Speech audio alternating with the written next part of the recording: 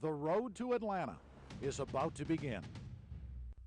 14 teams in the Southeastern Conference looking to punch a December title ticket to the Georgia Dome. Is this the year for Tennessee? Butch Jones is building brick by brick. For quarterback Josh Dobbs and company, are there enough bricks to win the East? What about Georgia? Sporting a stable of seasoned running backs, however, is the best of the bunch healthy? New coach, maybe a new quarterback. Is it a new era between the hedges? Will Florida crash the party?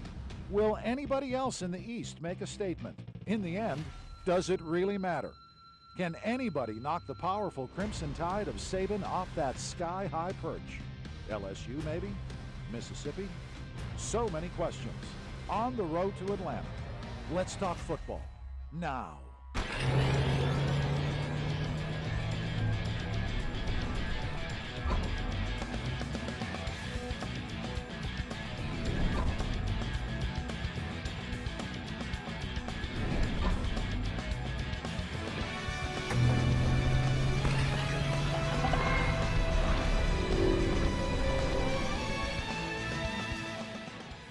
The road to Atlanta is paved, and folks, we're about to hop right on it.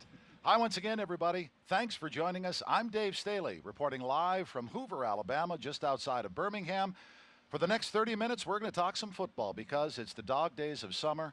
As always, that means, at least here in Birmingham and for the Southeastern Conference, SEC Media Days. All of the coaches and select players gathering, coming together, sharing information with the media, talking with the fans, grabbing a few autographs. It's just a huge party to some degree. Of course, throwing a lot of information out there as well. That's what we're going to do for the next 30 minutes. The road to Atlanta. Let me bring in my friends. You all know who these folks are. Dave Keelan and Johnny Madewell. Hi, guys. How you doing? And what do you think? Is the blood a-pumping? Oh, absolutely. After seeing that open, extremely happy to be here. Always talking football. Dave, how do you feel? It all starts this week. Birmingham, the site now, just a few short months from now, December, we'll make the trip over I-20 East to Atlanta, where it will all come to a head for the SEC championship, and who knows, maybe on to maybe another national championship. Well, that's what everybody's gunning for. That's no surprise there. Yeah. All righty. Now, we're going to talk, as I say, a whole lot of football. Georgia is down the line. First up, though, talking a lot of Big Orange. No surprise. Butch Jones, one of the coaches, taking center stage today. And we have a lot of information to send your way. Quick break. We'll be right back. Make sure you stay with us because we're on the road to Atlanta.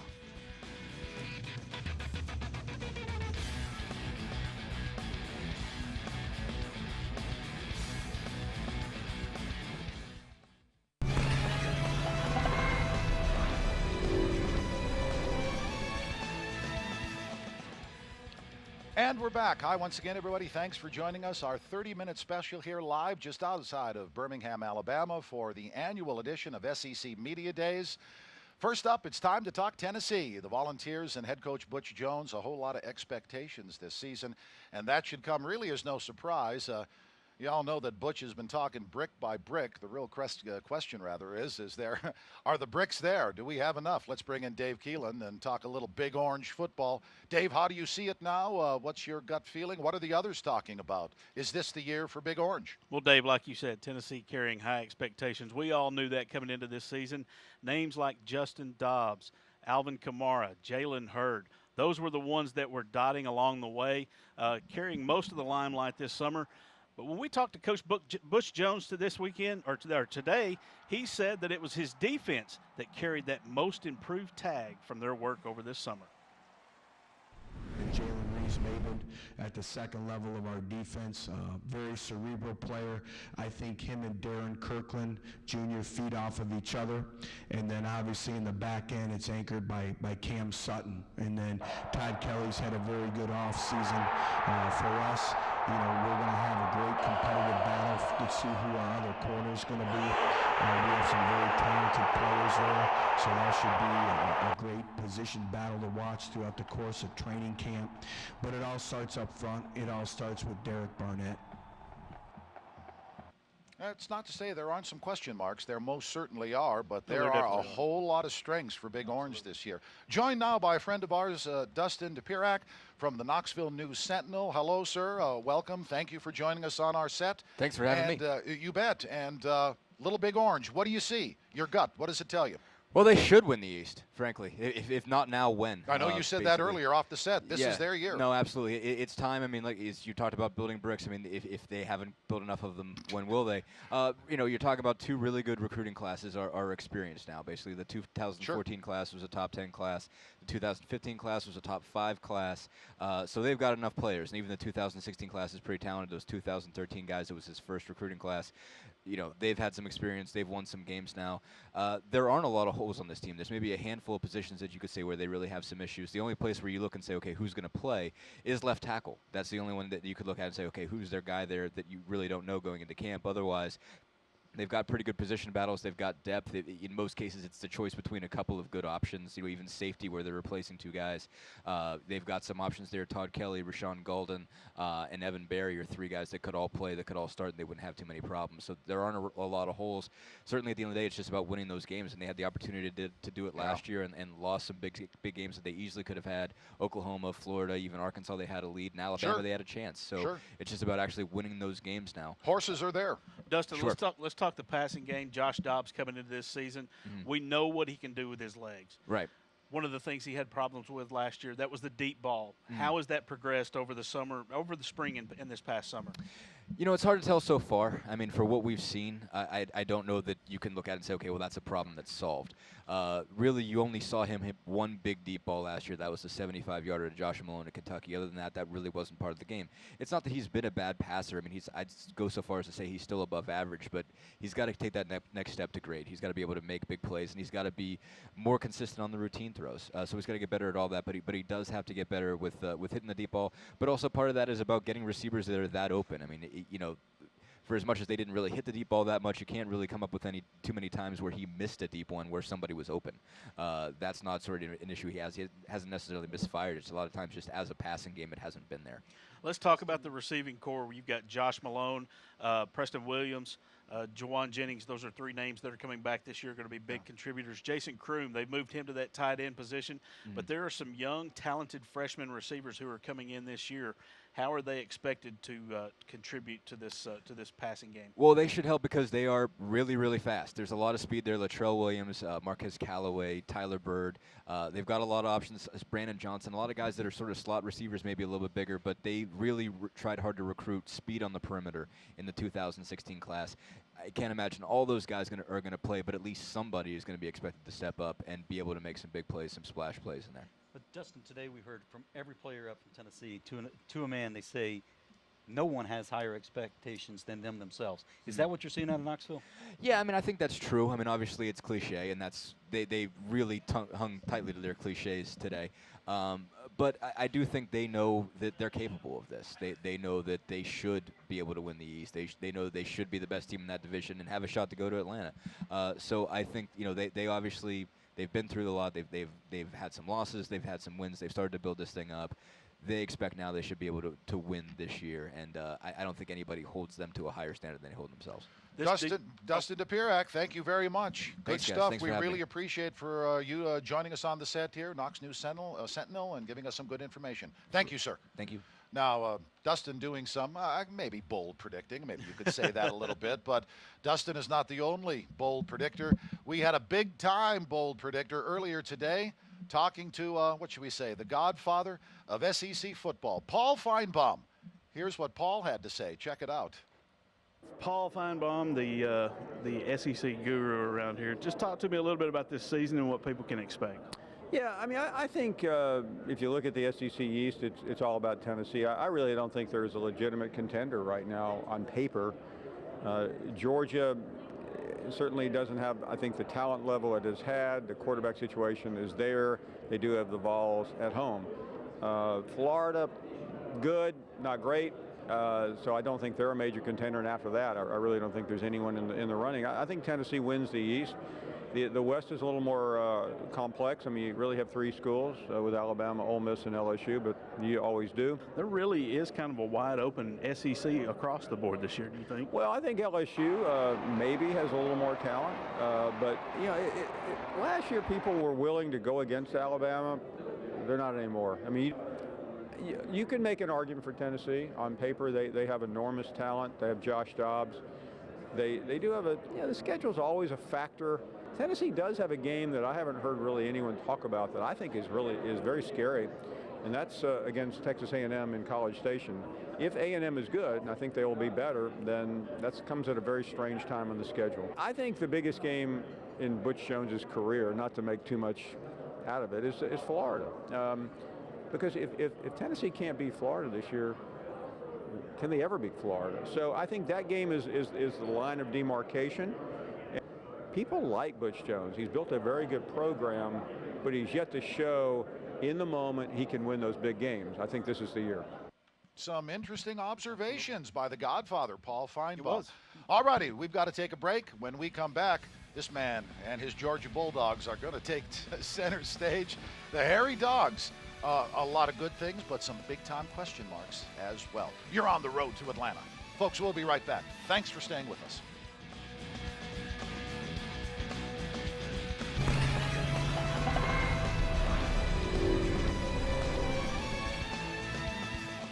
Welcome back, everybody. We're here in Hoover, Alabama.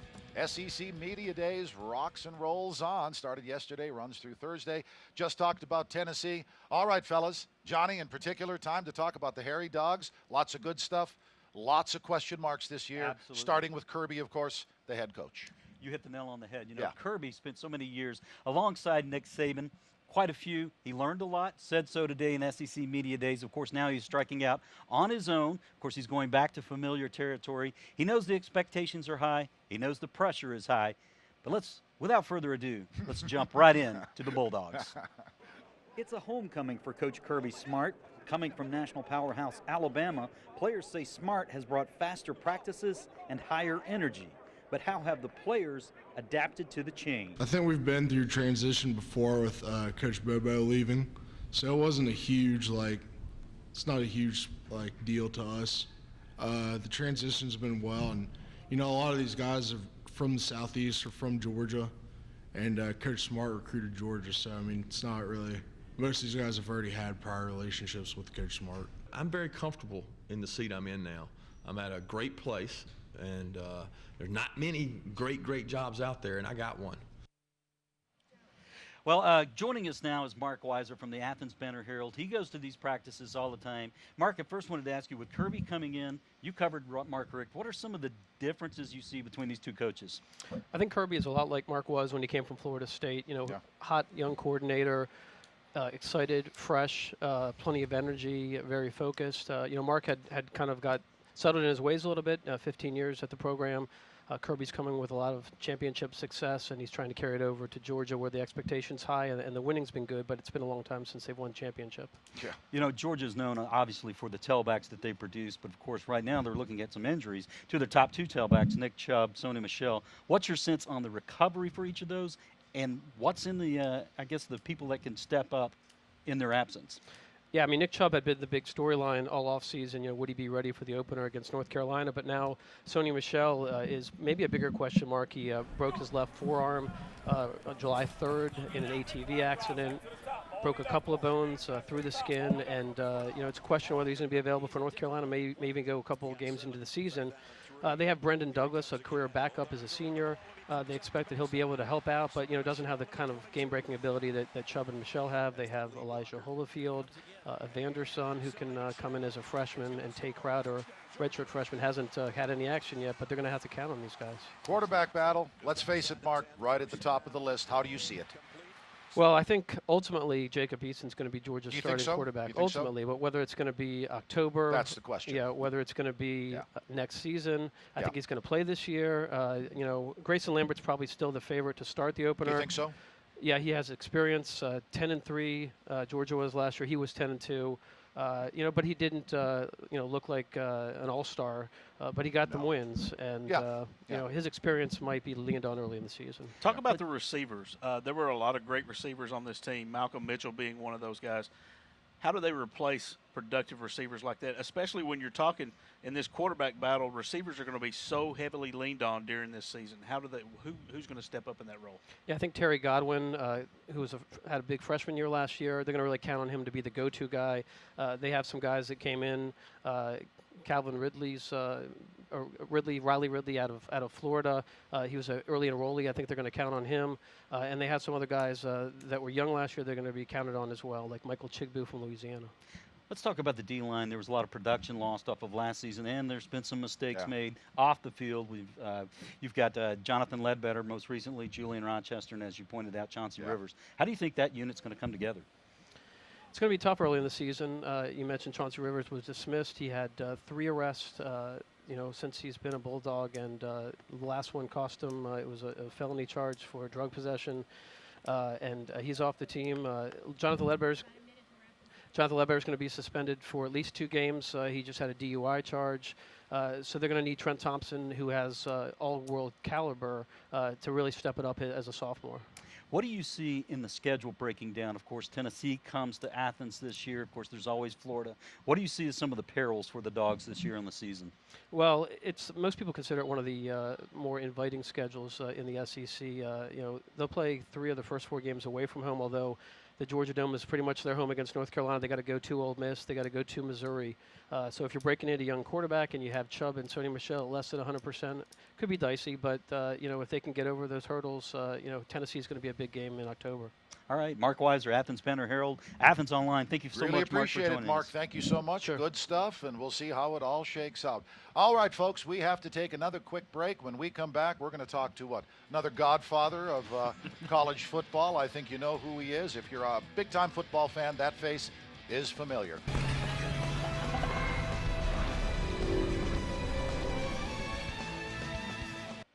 Welcome back, everybody. You're on the road to Atlanta. Thanks so much for joining us. And by the way, we want to give a huge shout-out to our friends here at the On Tap Sports Cafe, just right off just a few feet away from the hotel where Media Days is actually taking place. They've really taken care of us here.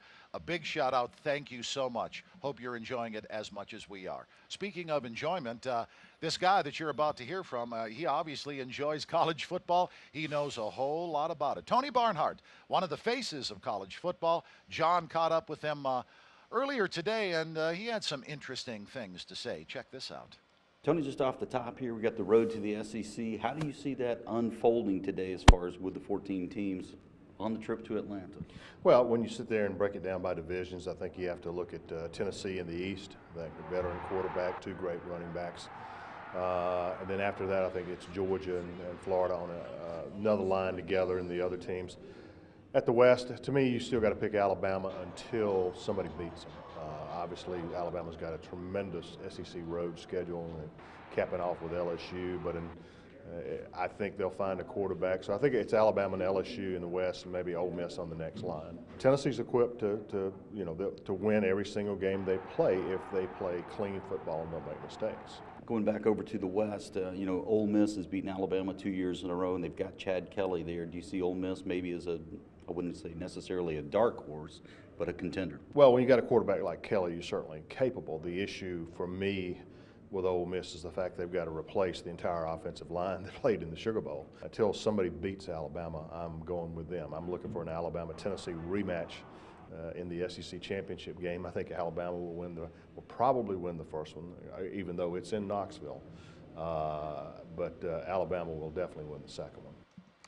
Well, again, there you have it. There you have it right there. Another bold prediction right there. Time to look at some schedules. We only have a few minutes left here in our show. Hope you're enjoying everything. Dave, you're the Tennessee guy. How do you see it? Let's go ahead and take a look at this let's put it Tennessee up. schedule. We'll start with the September 1st game. That's a Thursday night game as they'll take on Appalachian State in Knoxville. That'll be 10 days later, though. They'll go up to the Bristol Motor Speedway to take on Virginia Tech. And then if you look at a key game there, right at the end of September, that's on the 24th, that kicks off with the Florida Gators as they start that SEC schedule. And it is a brutal SEC gauntlet that they're going to run. They're going to try to – that one will probably set the pace for the season. If Tennessee can pick up that win in Knoxville, they've got to go on the road for 3 very tough games starting on October 1st in Athens at Georgia, then to College Station to take on the Aggies in Texas A&M. Then let's take a look at the backside of that schedule. The backside.